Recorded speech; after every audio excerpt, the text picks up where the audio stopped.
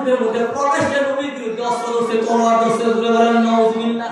শেষ পর্যন্ত জান ও মাল বাঁচানোর জন্য মুসলমান হয়েছে মুহাব্বতে নয়, নবীকে ভালোবেসে নয়, ইসলামকে ভালোবেসে নয়, জান এবং মাল বাঁচানোর জন্য বাধ্য হইয়া নবীর কাছে আত্মসমর্পণ করছে। জুড়ে বলেন আল্লাহু আকবার।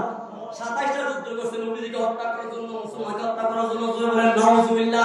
মুয়াবিয়ার পরে আবু সুফিয়ানের পরে মুয়াবিয়া, তার সন্তান মুয়াবিয়া নাপাক চরিত্রের, নাপাক আত্মার, নাপাক মনের এই মুয়াবিয়া নবীজির পরে মাওলানার সাথে দুশমনি করতে করতে শেষ পর্যন্ত সিফিনের যুদ্ধ সংগঠিত করছে। জুড়ে বলেন নাউজুবিল্লাহ। এই সিফিনের যুদ্ধে এমন নীল নকশা তৈরি করছে মাওলানাকে হত্যা করার জন্য, মাওলানাকে দুনিয়া থেকে সরিয়ে দেওয়ার জন্য। সে বুঝতে পারলো যদি মাওলানাকে সরাইতে পারে সে মস্তকে বসতে পারবে, ক্ষমতায় বসতে পারবে, আর মাওলানা থাকলে তার ক্ষমতার গতি কোনদিন নসিব হবে না। জুড়ে বলেন নাউজুবিল্লাহ। এই জন্য চক্রান্ত করলো মাওলানার সাথে, মাওলানার পক্ষের লোক অসংখ্য লোক শহীদ করলো মাওলানাকে হত্যা করার জন্য, আল্লাহর বাক্যে বন্দী করার জন্য সিফিনের যুদ্ধ সংগঠিত করলো। জুড়ে বলেন নাউজুবিল্লাহ। এইভাবে মাওলানা আলাইহিস সালামকে শেষ পর্যন্ত শহীদ করলো। মাওলানার পরে ইমাম হাসান আলাইহিস সালামকে জোর খাওয়ায়া শহীদ করলো। তারপরে মুয়াবিয়া বলল, হে ইয়াজিদ, তার কুলাঙ্গার সন্তান, কাফের সন্তান, বেঈমান সন্তানকে বলল, হে ইয়াজিদ, মাওলানা শেষ, ইমাম হাসান শেষ, বাকি হইছে আরেকজন। কে? বাকি হইছে একজন ইমাম হুসাইন।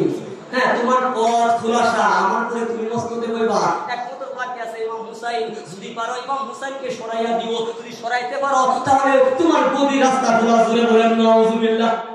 এই পরামর্শটা কে দিছে? বাপে। কে দিছে?